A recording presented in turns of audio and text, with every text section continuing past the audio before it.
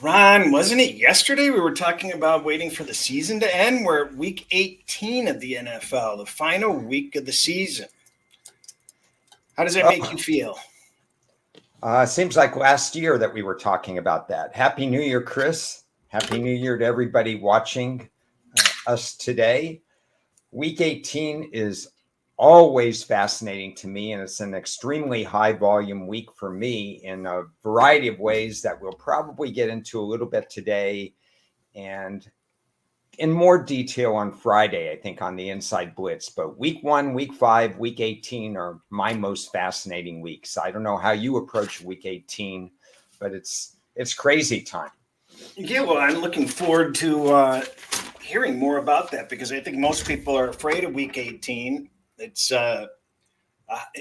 feels like preseason or some of the other periods where information is so very important in the timing of it. And Yeah. being able to interpret the cause and the effect of the information. Yeah.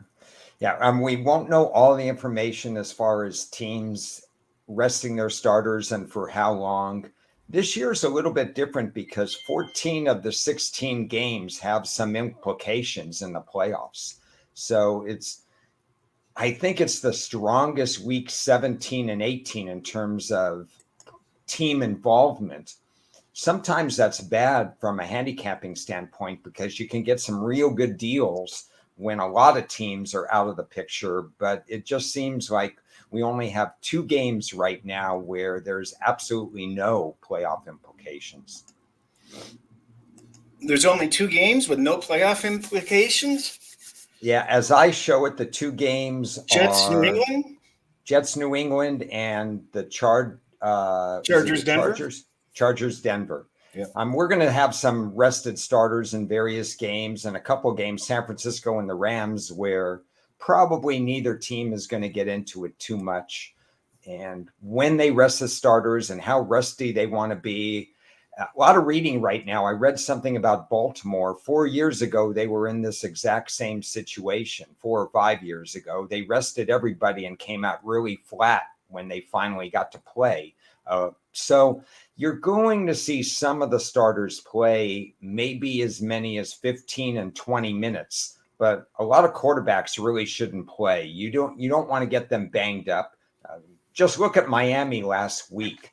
They had Bradley Chubb in the game in the Yep. middle of the fourth quarter, or maybe closer to the end of the fourth quarter, and a 30-point blowout. And now he's gone for the year. Looking back at last week, trying to move on, I never had so little interest in looking back than I have this week. Any thoughts on last week that stick out? Let me see if I can pull it up.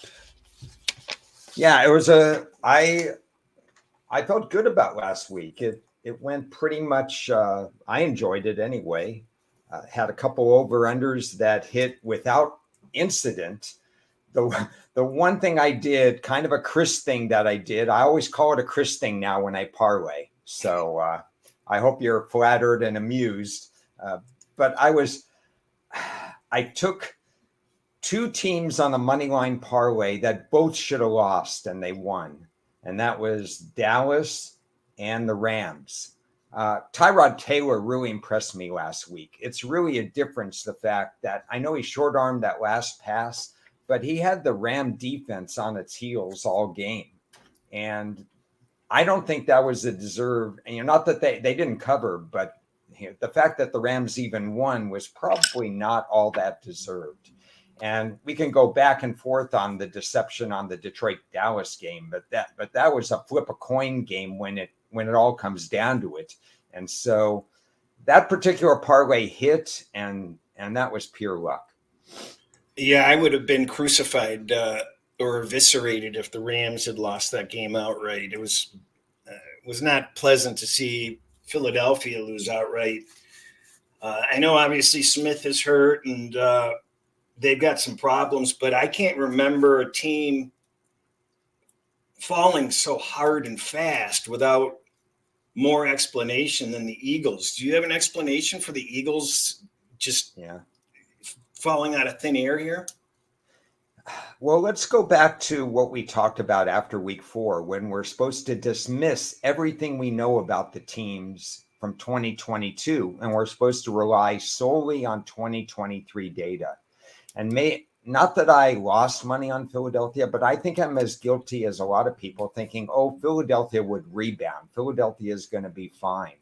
But if you look at their game by game performance, they really weren't fine. They were not even close to the same team. Both of us talked about that last couple of weeks where they're completely out of the top 5.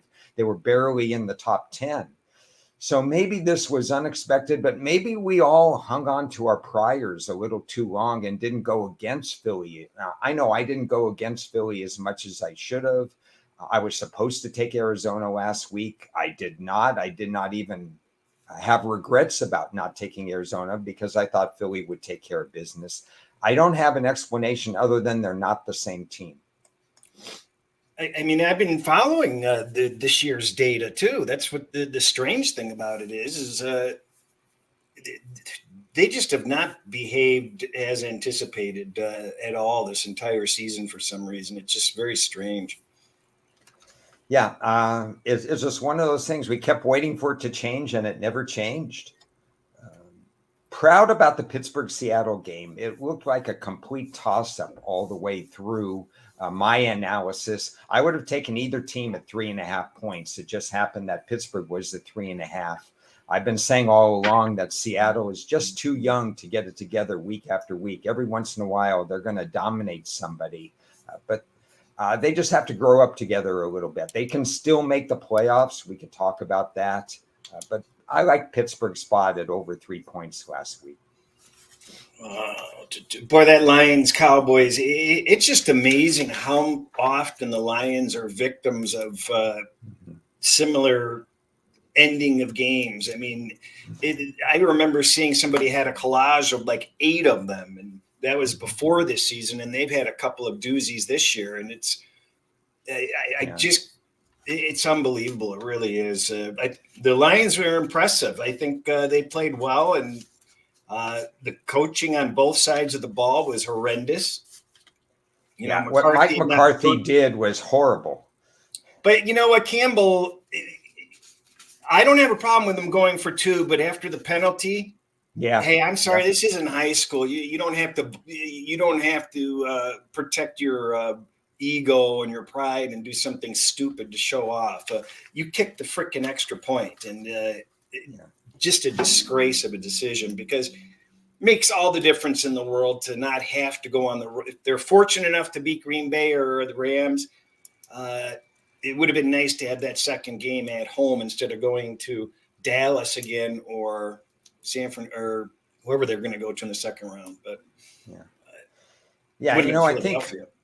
I think with the Lions, game flow matters when you decide to go for 2 or not go for 2. And the Lions were moving the ball offensively without much problem against Dallas. They had some really nice run pass balance. Goff was stepping up into the pocket. There's no need to worry about losing it in overtime, because I thought Detroit was slightly outplaying Dallas heading into overtime.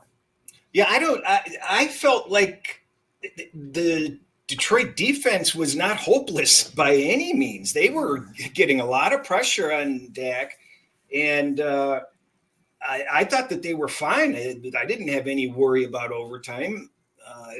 Go with the coin flip, see what happens. If I wanted to pick up maybe one other game, I think we both knew that New Orleans was in a good spot against Tampa. That was my favorite play of the week, so we don't really need to cover that. I'm looking to see if there was any surprise for me last week. Well, Miami just no showing. I mean, I really didn't think they would get blown out of the water like they did. Yeah. Baltimore's, boy, that bye week is not going to be good for them, as you kind of referenced. They're just firing on all cylinders at this point. Yeah. I want to make one point about Kansas City, because we knew they came out of this treacherous schedule, and I'm going to be writing about this too. Kansas City couldn't have a better situation right now. Part of my whole philosophy about betting them under 12 and then in season under 12 and a half wins was December and January was unbearable in terms of their terrible rest differential. They don't have to start anybody this week.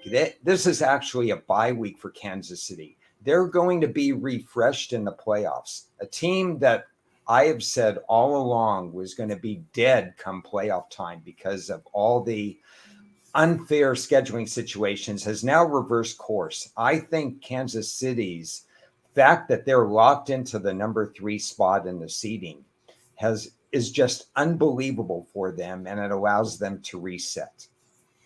Weren't they in a similar situation in a previous year where they sat everybody, but and everybody expected them to lose, and the backups were pretty darn good in themselves, and they fared quite well and won the game. What do you think Kansas City has in the background to support? I mean, the offense, has some real problems. I don't think there's anybody coming off the bench to help the offense.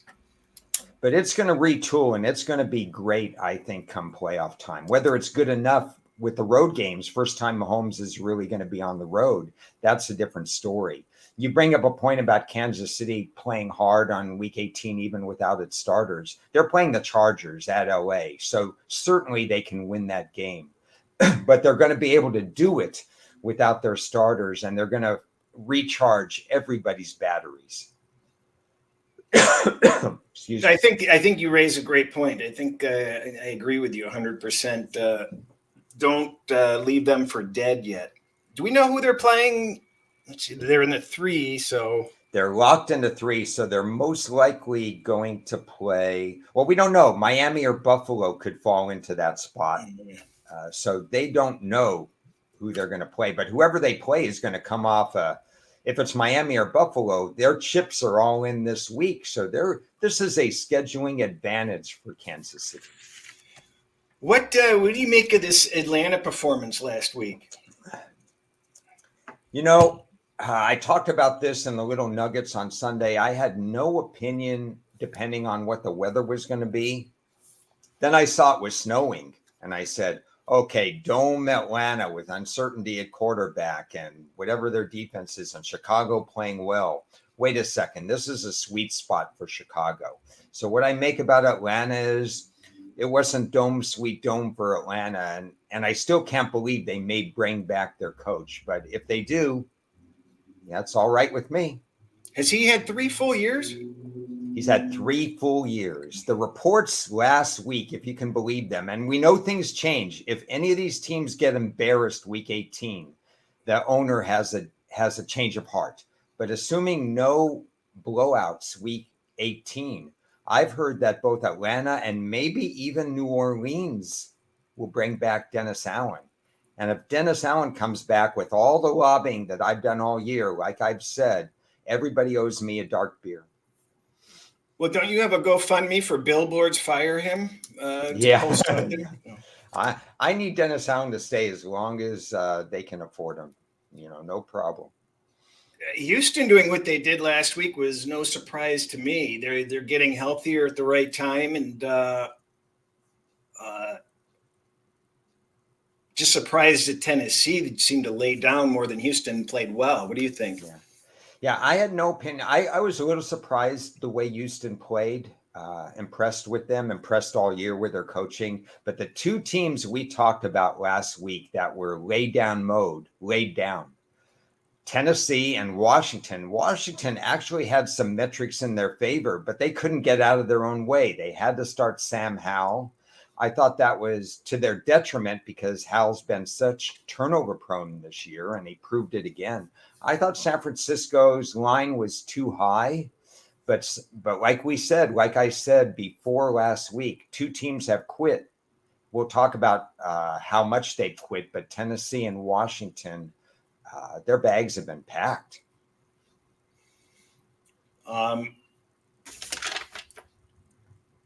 Well, we just had, I guess, Rabel's getting sick of losing, so I think I'm kind of sick of him. I think he's underachieving as a coach.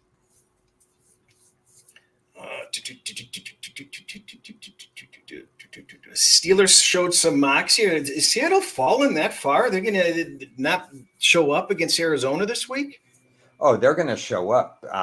They still have playoff implications. I've got all the playoff implications. If we go, game by game, I can tell you what the scenarios are. They're going to show up, and they actually have a good history at Arizona. So this is a better spot for them. The Chargers-Broncos game went exactly as I expected, a back-and-forth nothingness. Yeah, I believe I didn't even know that it was played. I don't understand. To me, how am I misreading it? It seemed like Minnesota was throwing the white flag out on the season. I mean, I forget the quarterback's name they put in, but the third string was a Hunt or something. Yeah, Jared Hall, rookie Hall, from BYU. Yeah. But he was useless. I mean, he should have been pulled long before the halftime, and they were out of the game before the half. Yeah, so I didn't see any of the game, but I stand corrected. That was the one surprise. That was my loss last week. I took Mini. I kind of had cold feet when Hall was announced the starter, although Mullins, I know he throws interceptions too. I thought Minnesota's defense would play better than they did, and they didn't. So hats off to Green Bay. There are times that they really look like a legit playoff team. I agree. I don't think anybody's wild about facing Green Bay or the Rams.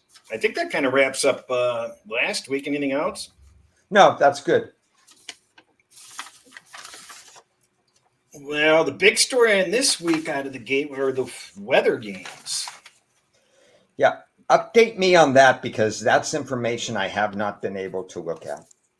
Well, we started the top game, Baltimore and Pittsburgh.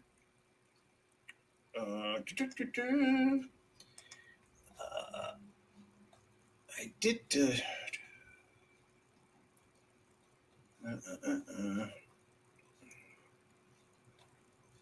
There's really bad weather there. Okay. Well, I had an update here. I don't know what I did with it. Oh, let me look over.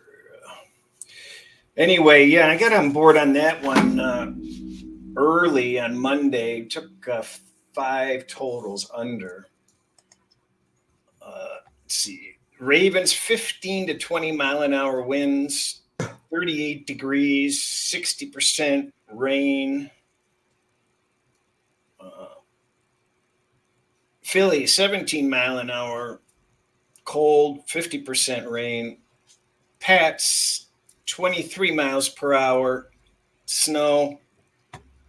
And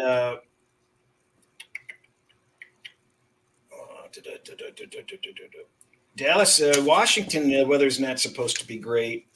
And Cincinnati might have some rough weather also. Interesting that a lot of the games you're mentioning are at least one of the teams really doesn't want to play anyway. So, and they're in bad weather. So that'll be interesting to watch. That's a good move that you made then, getting some early over-unders.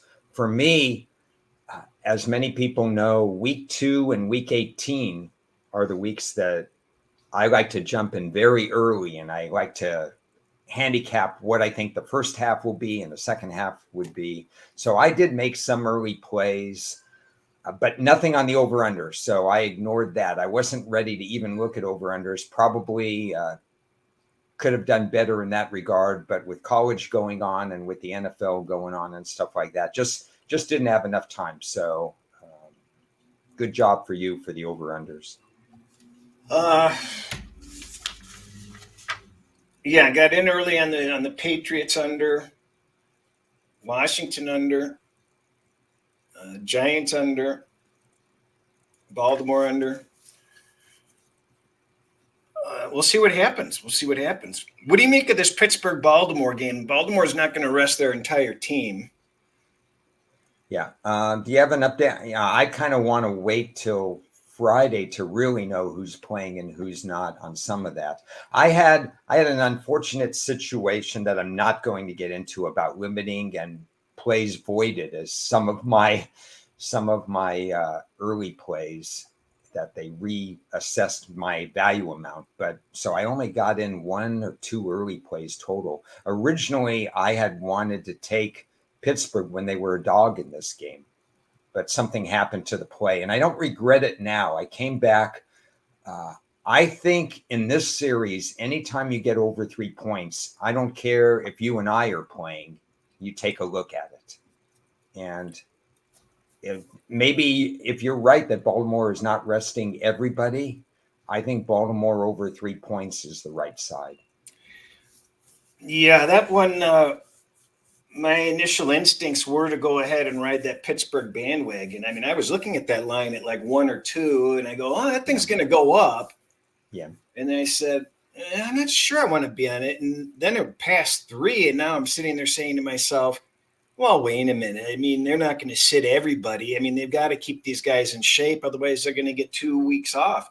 One of the looks that I like this week, and I don't know whether we can pick out any of these, is first halves, because I think that there's going to be a handful of games this week where the first half of a game is entirely different than the second half of a game. I think teams like potentially Baltimore and San Francisco, are going to be there in the first half, and then the second half is going to be a tale of woe.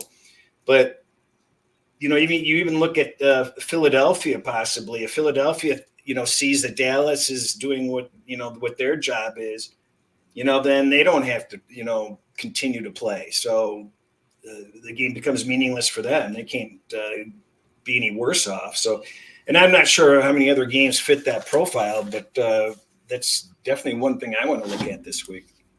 That is by far one of the underrated handicapping situations of week 18. It's incredible how that works. I've already looked at it in a number of different angles and a number of different possibilities for that. I find that this week's slate is not going to be as heavy with I do quarter lines, first, second, third quarter lines and stuff. Last year, I think I had 11 different plays in that regard, went 8-3 in those plays because I always look back at that. I mean, it's incredibly, I don't know. I think you get skewed lines. The algorithms don't fit necessarily with what they're spitting out. And maybe you don't win them all because something happens with a rookie quarterback or a turnover, but there's incredible value and incredible reasoning behind them. Right now, I don't see as many situations just because of the matchups, and a little disappointed in that, but there will be 2 or 3, maybe even in the over-under department, where you say, wait a second, they're going to sub everybody and we're going to have they're just going to get out of there in the third and fourth quarter and we'll play some unders in the second half. So there's a little bit of that, but in terms of what I used to do with team, first quarter, second quarter, third quarter, fourth quarter, first glance, not as many. Well, it's you've got Pittsburgh over a field goal favorite, but the first half line you can easily get at -0.5. So that kind of tells you that they've already kind of factored that in on that game. Right. Yeah, not as many shops will give you second half lines before the game, but they will give you third and fourth quarter lines before the game, and that's where I like to look. Aren't those usually like -115 or -120 each way wagers? Yeah, and they're usually a half a point one way or another. Somebody's a half a point favored or a half a point underdog, and the money line can get up a little bit higher than 120, but if you're really thinking, well, unfortunately, like the Rams in San Francisco, both teams are going to play the third and fourth quarter exactly the same. It's going to be a virtual August game in January between the Rams and San Francisco when the fourth quarter comes. It's going to be a complete toss-up, and I think they're going to want to get out of there. So I would be looking at a fourth quarter under, for example. What So Pittsburgh needs to win, and they need help. They They need need not as much as you think. well. How do the Bills get knocked? The Bills can be knocked out of the playoffs entirely, can't they? Yes, they can. So So for if the Pittsburgh, they need one of two things to happen: either a Buffalo loss or a Jacksonville loss. okay, that's right. So, but of course, they have to win the game first, which I still make as maybe a 55%. I don't think they're automatically going to win the game at Baltimore. Historically, this is a coin flip game wherever they play. I just because they really need it doesn't mean that any John Harbaugh, we know what John Harbaugh does in August. He tries to win every exhibition game on the planet. So I don't think they're going to give up. I have 4 points and Baltimore already for the game. Houston, Indianapolis. This one is really strange to me. I have no idea how Indianapolis was favored until today. Do you have any thoughts on that game? I think the odds makers have made a statement by making Houston favored, even though the power ratings, my power ratings have Houston by 2. But I still think this is my personal opinion. Feel free to disagree. I still think it was personally hard for the odds makers to make Houston a favorite. That's why they made them pick them at first, because they're saying, wait a second, Houston's a new coach, this and that. Indy's playing well enough. They have the same record. How could we possibly make Indy a home dog, even though the power ratings support Houston? Well, I show bookmaker opened Indianapolis -2. Okay, yeah. So I missed that though. The line I missed some. I did miss some of the openers. Indy -2 would have been offline with most power ratings. Well, I don't think. I think Houston gets played here. I don't see how Indianapolis moves to the favorite again. And this is your classic win you're in, lose you're out game. So Well, it no, could have Houston. These teams still may not make it. Correct. if Jacksonville they has to. no, they're in as a wild card, I believe, no matter what. If they No, win. I think Houston can win and still not necessarily be in. Let's see. Okay, it's worth double checking. Anybody who's listening or watching right now, if you could check that out. I tried as hard as I could. Yeah, Russell says Houston win and they're in. I really tried to prep that carefully, and I think I think this should have been the Sunday night game, to be honest. Yeah, but what happens if Pittsburgh? If I guess that's right. So the Pittsburgh's behind Houston and Indianapolis at the moment. Yeah, and Buffalo loses a lot of tiebreakers if they lose the game. And if they win the game, they're not in the wild card mix. They win the division. So yeah, Anything it's goofy on that classic first winning half? in. Classic winning in. What I think in this particular game, obviously there's no weather because it's a dome in Indianapolis. I think this is ripe for a look at the overs. To look at Sudden the death. over? Yeah, sudden death. Whatever you're going to do, you're going to do anything and everything possible. And we know these teams, Minshew tends to throw a lot. Houston forces you to throw because their run defense is so good. And we know Stroud has put the ball up 35 or more times in a lot of games this year. So this is a hard look for me again, I didn't prep for over-unders early, so I'm brainstorming now. But the only way I would look would be over in this game because of the winner-in scenario.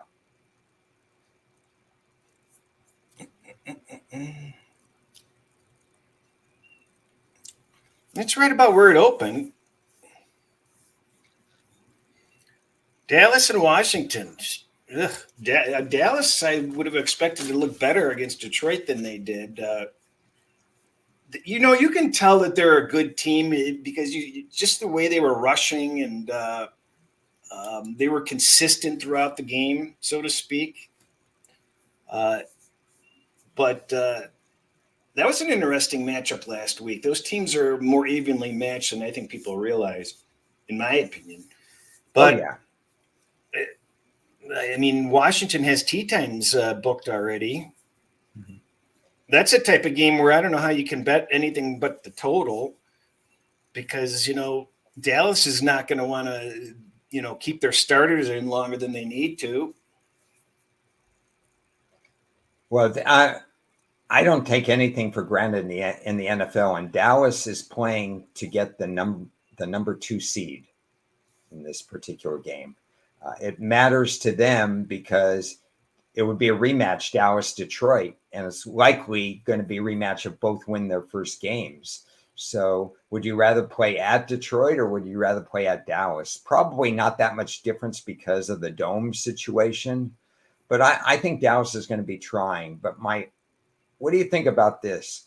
If there was any one team that Washington would actually try for, it's their hated rival, Dallas. What Giants? if they could ruin Dallas's winning the division? I mean, actually, I shouldn't say that. If Dallas loses, they will fall to the 5th seed if Philly wins. So they can't pull any starters. Dallas has to be strong the whole game. Yeah, I just can't see it happening. Boy, that would just be a colossal disaster. Well, here's my look. Here's my tip for everybody, giving out all the trade secrets this week. Uh, I'll let Cris give out trade secrets later. But if Washington looks bad, I know it might be uncomfortable. Like if Dallas is winning, let's say 13-6 or something like that, or 13-3, I would go ahead and take Dallas again in the second half in that game, because then you think, well, I mean, Washington, if they show no life in the first half, I would live bet Dallas. Yeah, I agree with that. They're either going to, I mean, that's a team that either shows up or doesn't. I think we'll get a first quarter effort from Washington, but if they're not good enough, forget it. This Rams San Francisco game is a little confusing just because I think San Francisco has to play some players. They're obviously going to sit McCaffrey. Um, you'd think they would sit a couple of other guys, but for the most part, they want to keep these guys active so that they're not off for 2 weeks. I think that will happen, especially defensively. You see that where they play their starters a little bit longer defensively, and offensively. We'll talk about this on Friday. I want to make sure to talk about milestones. If somebody needs something for 1,000 yards, or if they're in the running for a sack thing or something like that, they're going to play a little bit of the game. And also remember that this is Sam Darnold that's going to play for San Francisco, at least in the second and third quarter. I don't know about the fourth quarter, maybe even the start of the game. And Sam Darnold wants to prove something also. And the coaching staff wants to prove that Sam Darnold is there for them. We all remember what happened last year. San Francisco didn't have a quarterback in the championship game. They ran through them all, and Purdy was throwing left-handed at the end of that particular game. They want to build Darnold's confidence in this game. So San Francisco will be trying. They'll just be trying without some starters. So Green Bay's going to Detroit at this point? Or no, the Rams are slotted to go to Detroit, right? Yeah, I have to look and see. I had some notes. The Rams or Green Bay. Green Bay has to win still, most likely. There are some areas. What game are we on now? The Ram game? Well, I was talking about the Rams. I was trying to figure out the Rams' motivation and whether they prefer. I don't think it matters whether they get the 6 or the 7 seed to them. Do you? No, I don't think so either. And I think I know if Seattle gets into the playoffs, the Rams are locked into the 6th seed because of head-to-head. So I'd say most likely, and I don't know about the Green Bay situation like you're saying. I haven't heard that they're locked into the 6, but they're probably a 3 out of 4 up shot that they're locked into the 6 seed. And they still don't know who they're going to play in that spot because we don't know the Dallas, Detroit, Philadelphia dynamic. So they can't plan for that. They just have to. If I'm the Rams, if I'm McVay, I'm prepping my team without knowledge of anything else. I'm just saying nobody gets hurt. Everybody plays a few snaps. We do this, we do that. But our lead running back is going to play one series, in my opinion. Cooper Kupp is going to play one series, in my opinion. Nakua is going to play to break the rookie record, which is 29 yards. Stafford is going to play. Stafford will not play the whole first quarter. You want to keep him as healthy as possible. Who's the backup in LA again? They've got a bunch of no-name guys that they could turn to, I think. I think you're looking at team total under for the Rams in the second half.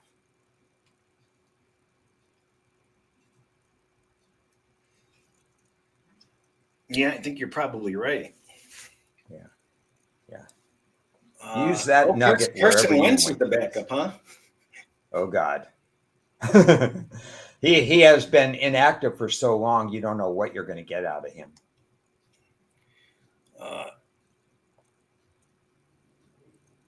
I think this is the type of week where you get sharp movements fast sometimes. Yeah, you have to be on your toes. If you're making halftime bets at halftime and not before halftime, you're going to be the victim of losing out on some steam. So you're going to miss out on that. But if you have a difference of opinion as to how the game will play out, then you want to make, regardless of the sharp move, let's say something's already moved sharply. If you have a difference of opinion, I wouldn't be afraid to go against the sharp move right now.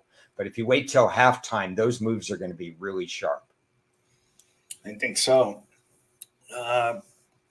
Buffalo and Miami, Jesus. I was shocked that Buffalo's a 3-point favorite. Is Miami this decimated? Yeah, they have bad karma right now. I did not make Buffalo a 3-point favorite. I made it less than that. The drop off here's something to think about.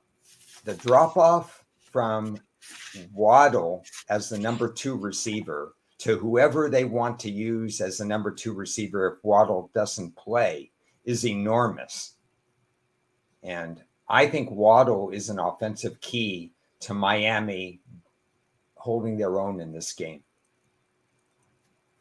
And Hill's still dinged up, right? But he's playing. Yeah. Oh, he's going to play. He's going to give it his all. It's going to be relatively warmer weather in Miami than they face in Buffalo. So I have no reservations about Hill. I have no reservations about the running back situation. But if they don't have a number 2 receiver to go to, and they tend not to use their tight ends that much, there's just such a huge drop off in terms of Tua opening up the offense and throwing those darts to Waddle and Hill. If it's just one of them, you could guard against the big slant play. Yeah, I kind of agree with this comment. Buffalo really had kind of thought that was the one spot that they could take a little bit of a breather, but they cut it awfully close there. Third week in a row. I had New England last week because they had so many situational things, and luckily they returned the kickoff there. But third week in a row that Buffalo has emphasized the run and not the pass. And I think that's really got them in good stead. You want Buffalo's situation? It's crazy. If they lose and Pittsburgh and Jacksonville win, they're out. It's amazing. And then I think I've heard the conversations in the Twitter verses that Buffalo has the third highest or third lowest, whatever, odds to win the Super Bowl, and they could technically be out of the playoffs. Yeah, right now they are in my top 5. Where do you have them? Oh, top 5 and be out of the playoffs. That's kind of the reverse of when you and I had Tennessee outside of the top 12 and they were the number 1 seed that year. No, they haven't made it in my top 5 for the full season. Okay, yeah, they have entered my top 5. They're not even in the top 5 the last 5 weeks, surprisingly. I don't know. It just seems like uh, they're the kite that gets this big uplift of promotion and people that want to see them do something. And it seems undeserved because Buffalo's playing well, but uh, I think they're getting too much credit for what they're supposed to do or what they're capable of doing versus what they're doing actually. What do you think? Well, I'm regardless of the fact that I said that Waddle's important, and obviously they may lose Xavier Howard. I don't know what his status is. They lost Bradley Chubb. Even with all that, Buffalo still has to prove something in this game. We'll know more about it, but I don't see if Buffalo wins this game, they're in the playoffs. We know that. Not only that, they're in the playoffs, but they would host the first week, and then they become dangerous. You going to have a play on that game? Let's see what I have on that particular game. I believe. No, I have no play right now because I need to know the status of Miami's players. I need to, if Waddle's playing, if they say Xavier Howard is a full go, I will take Miami at 3.5 for sure. And if the line's 3, I will consider Miami because I think that's too much value if Miami gets Waddle and Xavier Howard back in the lineup. To somebody's point there that was made in the chat, yeah, Buffalo has roughly 53 defensive sacks this year, and Miami, like what was noted out, Tua has been sacked a little bit more than usual, and Miami's offensive line isn't perfect. So that is edge Buffalo. That's why Miami needs all their weapons. They need Waddle because without Waddle, Tua would understandably lack confidence going to a second read. Do we know what Waddle's real status is? Uh, I think he's going to play, but I'm just going to monitor that all the way through. We'll get the Friday reports, and then we'll know on Friday. I'm personally not in a hurry to play this game.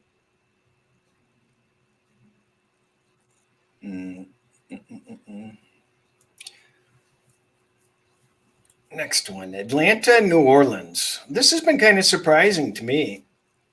Some heavy Atlanta action this morning. Yeah, I didn't wait. I took the 4. Yeah, it's Atlanta, New Orleans. Anytime you get over 3 points in this series, you just take it. If you lose, you lose, but you tend to win. It's 45 out of the last 72. Would you take a 45-27 record in your betting? Everybody would take a 45-27 record. New Orleans is a favorite. Not my favorite team. Atlanta's turnover prone. That's a problem for me.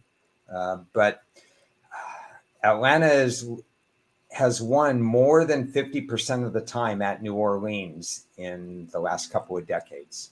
So they could actually win the game outright, even though Atlanta stinks. Well, New Orleans seems to be picking things up a little bit. Yeah. I don't trust them. I'm willing to take the 4. Maybe they win by 3.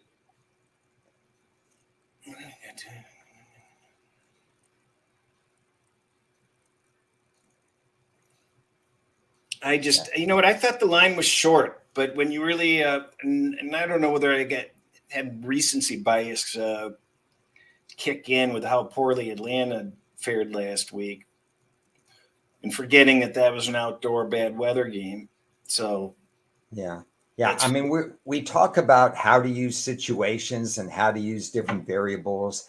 And I know your data, a lot of people's data is going to say, well, wait a second, New Orleans is a better team. Maybe the line is short by that method. By my power ratings, the line should be 4. I get the line as an exact 4 by my power ratings. But this matchup, I can't ignore how profitable this matchup has been when they play each other.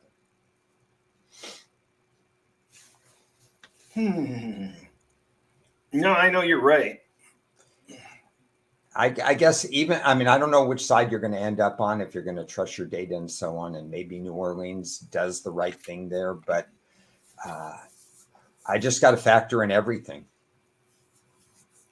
Um, Atlanta actually needs a miracle to get in the playoffs. They need to win and Jacksonville to lose, right? Jacksonville, I don't think they care about. Or Wrong does division. New Orleans is New Orleans in and New Orleans needs something to happen too. Right. Then Atlanta has to win to have a chance. And that So does New Atlanta Orleans. wins believe it or not, Atlanta wins the division at 8-9 if Tampa loses and Atlanta wins. The Saints can make the playoffs, but they would need Seattle and Green Bay to lose if the Saints lost. I don't think they want to dwell on that, but and there are some teams tie, other things happen, but I can't get into all the ties situations. Yeah, that's what I was confusing. The Saints, but if the Saints win, they're not in the playoffs. If the Saints win, let They me need double check Jacksonville that. to lose, or they need other teams to lose. Yeah, you're right. A win does not guarantee either team making the playoffs. You're Right. right. So yeah, I was confusing New Orleans with Houston earlier. That's now that I'm looking Yeah. at New Orleans, I realize New Orleans can win and not make the playoffs. Right. In Atlanta, even if they win, they have to have Jacksonville lose. Whereas I think the Saints can get in if the Packers lose Packers and Seattle. and Seattle. Yep. Yeah, I mean, neither team is playing low enough to hang your hat on them. I mean, they're bad teams. That's why their record is what they are, or they're poorly coached, depending on how you look at it.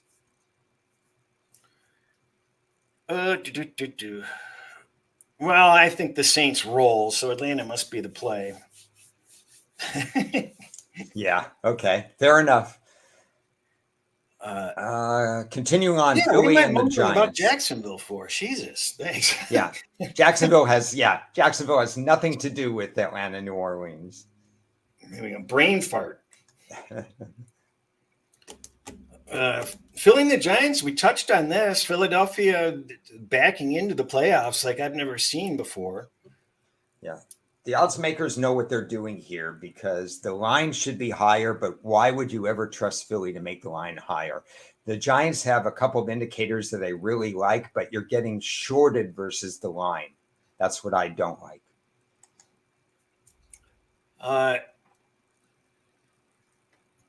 Yeah, that's the problem.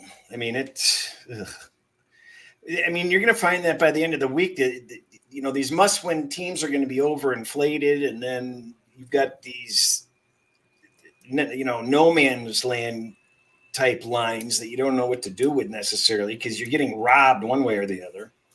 Yeah, I want the Giants, but I hate the value because the odds makers know exactly what's going on in this game. So you're all over Philly, huh? No, I just hope that there's a lot of, I don't know if you want to call it square money, but a lot of people thinking, well, Philly has to win the game. Philly could do this and that, and they push the line back up because the only side I would look would be the Giants. So if you don't know, take a guess at the first half line in that game. Well, 3.5. Yep, 3. It's a very strong 3, week 3.5. Yeah, I'd be tempted to take the Giants at 3.5. Have to study that one a little more. Wasn't on my radar screen, to be honest, because I know Philly's trying, but the Giants will try too. But I got to, the Giant Tyrod Taylor, is an upgrade for them. What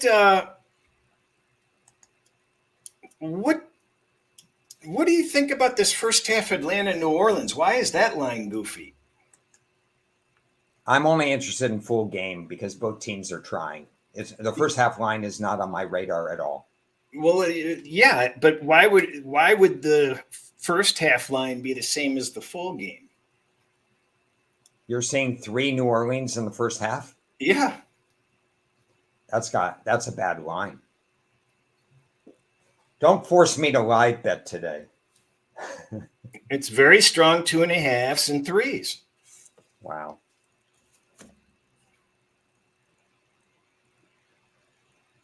I'm not sure why that is. Somebody mentioned we might see Ritter again. I really don't want to see Ritter again.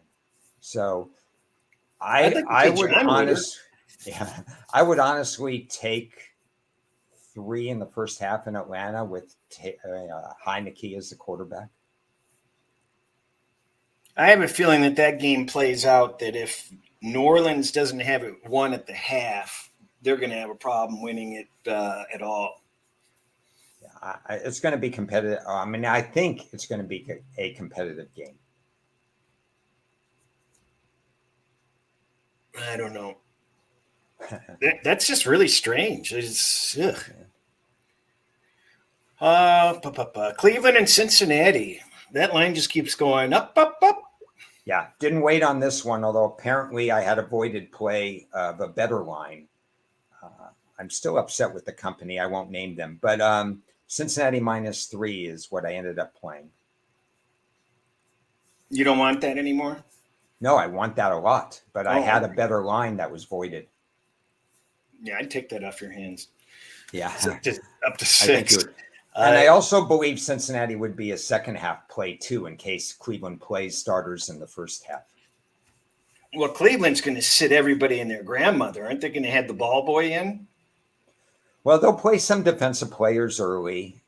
I don't know what Joe Flacco's situation is, whether they'll play some of their running backs. But yeah, I would be tempted to play third and fourth quarter lines right away for Cincinnati, for example.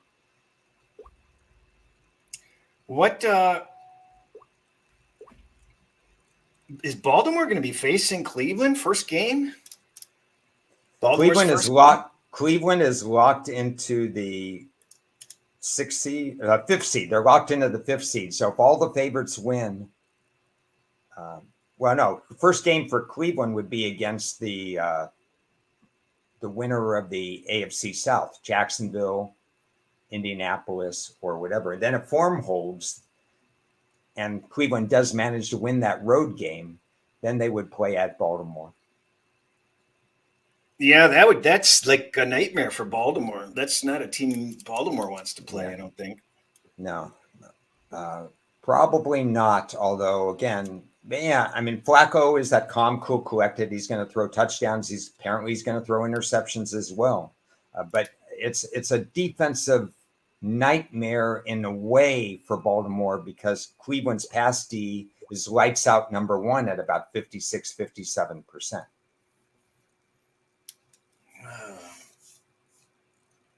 I don't have much of an interest in that game.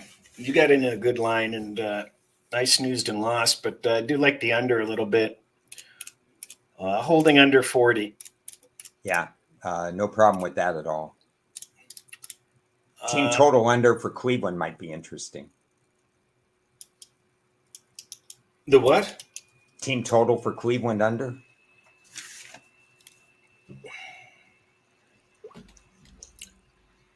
Uh, 17.5 and 16.5. Yeah, I think the key is to get over the 17.5.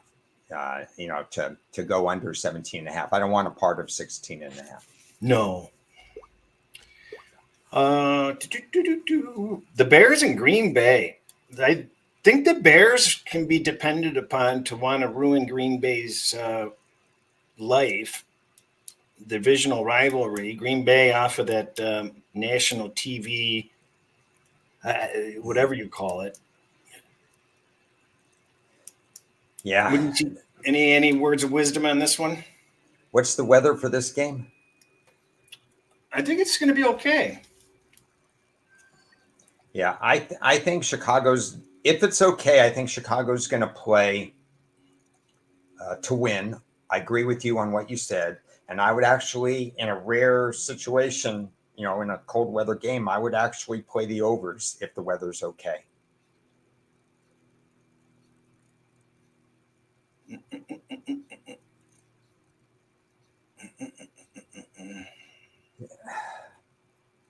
I don't have an opinion on the game right now. I have a lot of conflicting situations that are in play.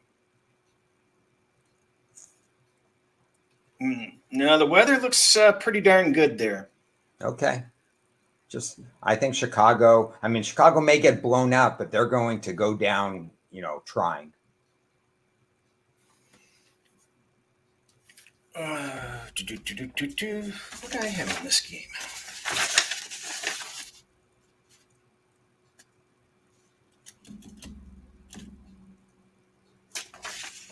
Yeah, I guess this was bouncing up to 3.5 when I wasn't paying attention. Oh, there is a 3.5 I can bet still.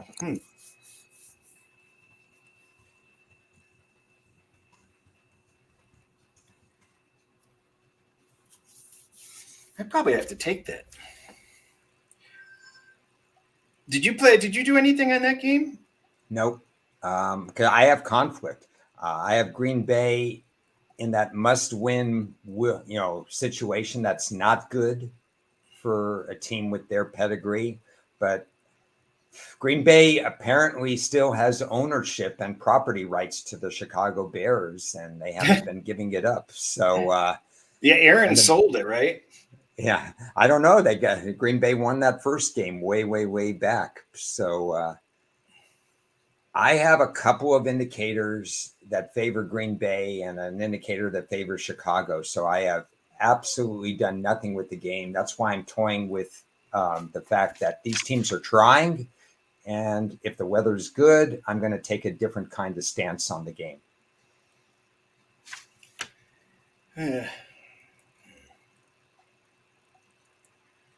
Well, I took the last 3.5 on the Planet, Very good. but I think it'll bounce back up. Speaking of owning teams, New England has won the last 14 at home against the Jets. I know we can go to that game. I guess Seattle, Arizona is first. Seattle, Arizona. I see 2.5 and 3. Yeah, and I have I know Arizona's trying real hard in it, but I think this is a get well situation for Seattle, who needs to win and still have help.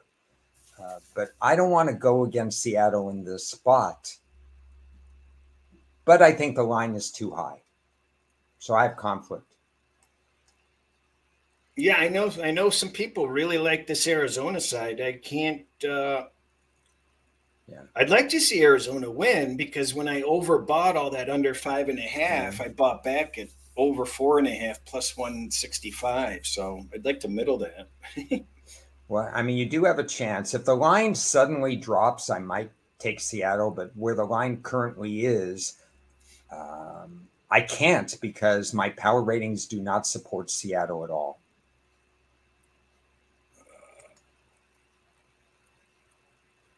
Yeah. There was a mention of incentives. You just posted that. I'll talk about incentives on Friday. We don't have enough time to do it now. But with the Inside Blitz with Ted, I'll give you some of the incentives and some of the player props then. I look forward to doing that. I'm just trying to decide. I hate to see that.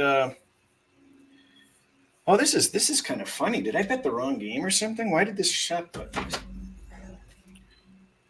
They just moved the wrong game. What's going on here? This is hilarious. They moved the wrong game. Oh, I don't know. I don't feel like I need to take an Arizona +3 position, even though it probably comes off that 3. Yeah.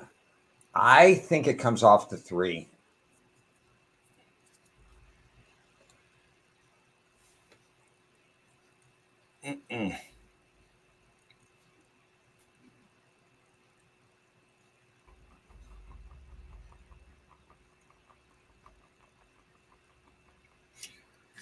Okay. New Jersey, New England, or the New York Jets in New England. So 14-0, last 14 at home for New England. The Jets have had 10 days since their last debacle, and we know they have a lot of debacles. I don't think their bags are packed, but their body language is a little weird. And with all that being said, if this line goes to 3, I might have to take the Jets.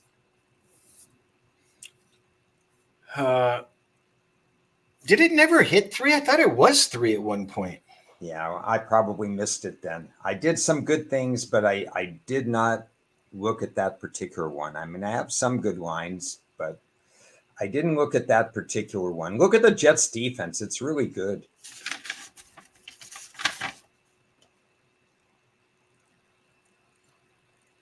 Oh, jeez. Do you? I don't think any of the players give a shit about winning for Belichick. I think that they're happy to see that guy go. Probably. Yeah, I'm the current crop of players there don't have as much attachment as the old guard that retired. We talked about that.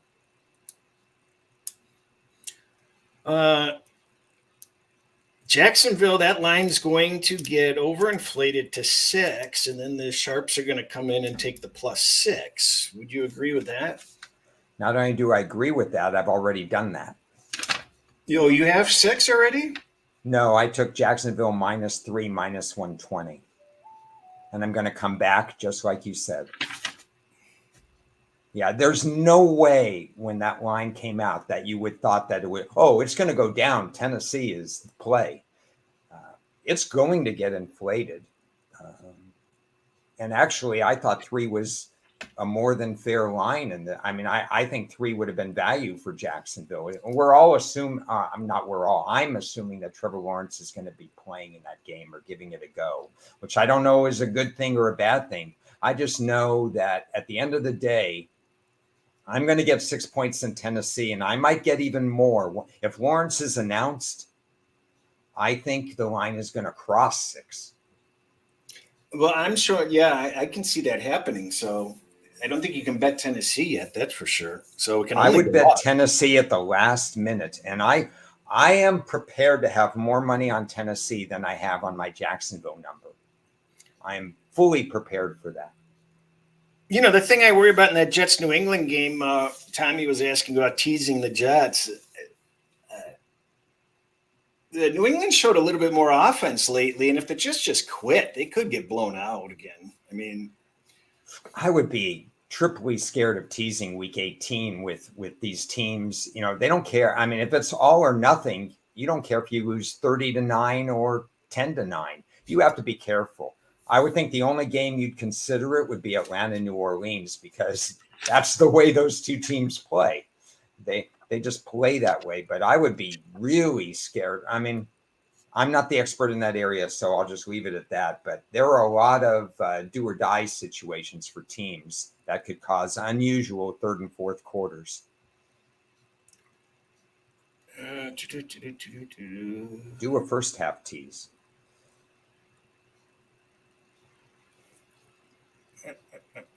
Well, I teased Houston to the 8.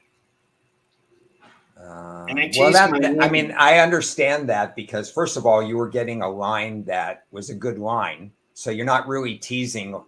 I mean, you're getting already value, so that's not a traditional tease with a stale line. Oh, and I took Minnesota to 11.5. But this will be the fewest teasers I'll have all year long. I think there's more variance this week, more so than any other week.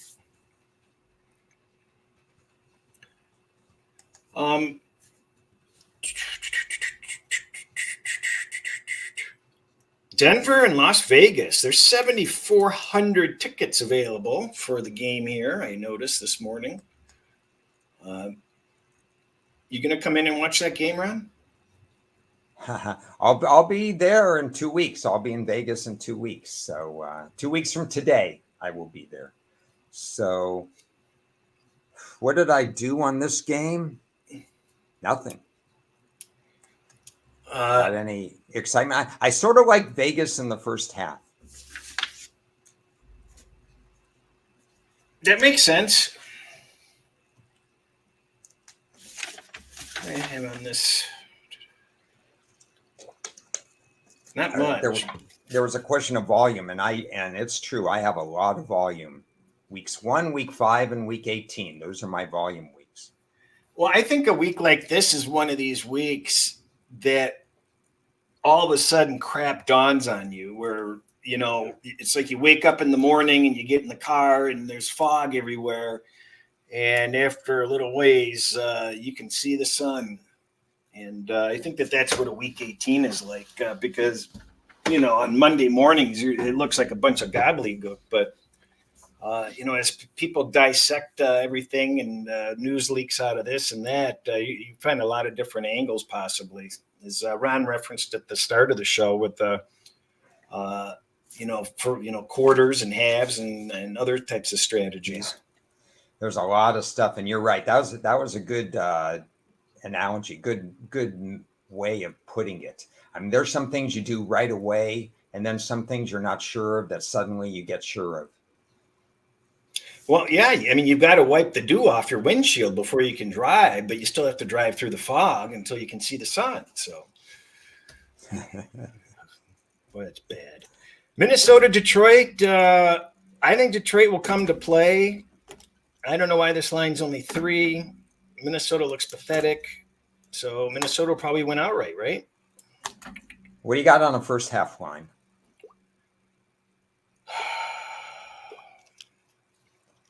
Two and a half. Fact of the matter, where the model becomes sharper, actually the model has to be thrown out on some of these games. Yeah. Be very careful relying on the model week 18. You have to rely on a lot of different factors. What intrigues you in the first half? I think in case Detroit rests people in the second half, you want Detroit in the first half.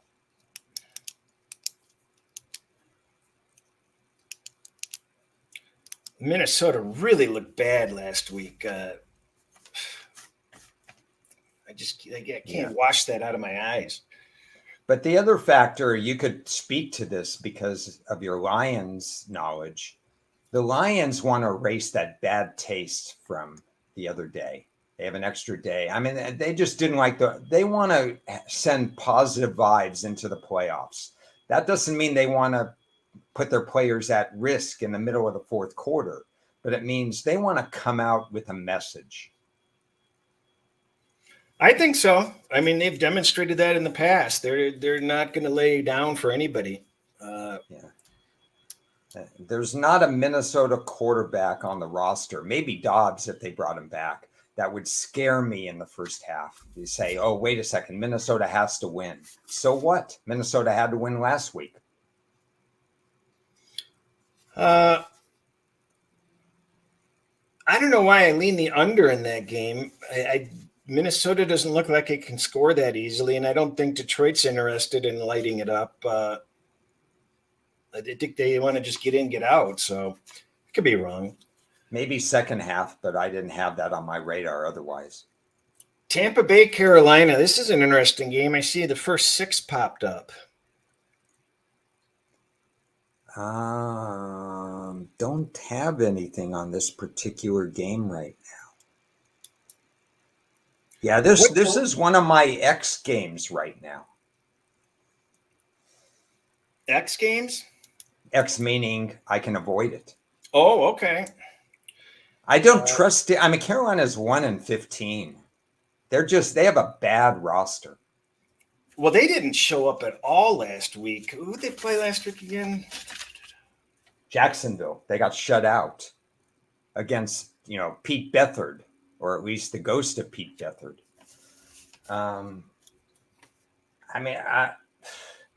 Tampa Bay was unbelievable. What's wrong with Mayfield? I didn't even realize he was injured. He's a linebacker mentality at quarterback. So he's throwing his shoulder into plays. He's doing everything. He's going to be out there. He still completed a decent percentage. I mean, he's just got that linebacker mentality. He's a very team-oriented person. I didn't realize that. Did that line open at 6? Oh, 6.5. So it has been going down.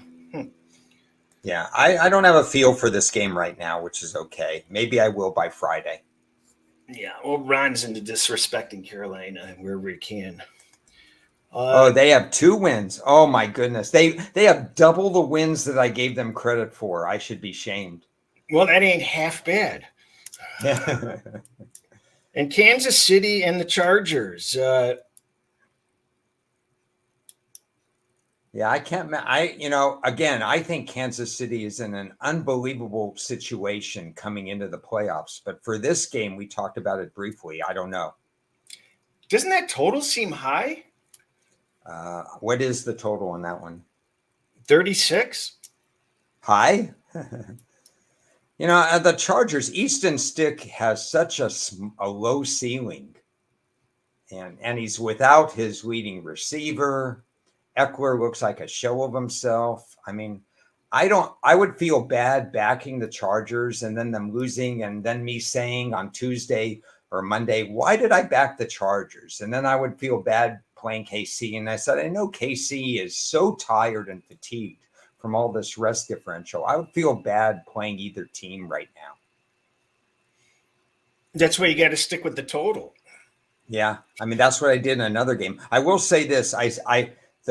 The line has moved all the way up to the Chargers favored by 3, if I'm correct. Yes. I don't understand that. Even if Kansas City isn't trying, they shouldn't be 3-point underdogs.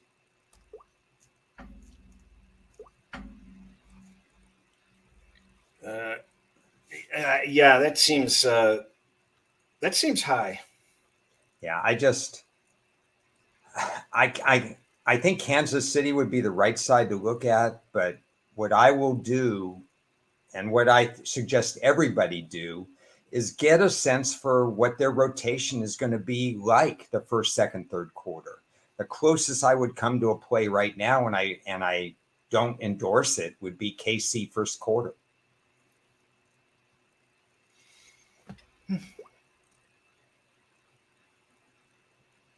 Gabbard is a solid backup. That's a very good point.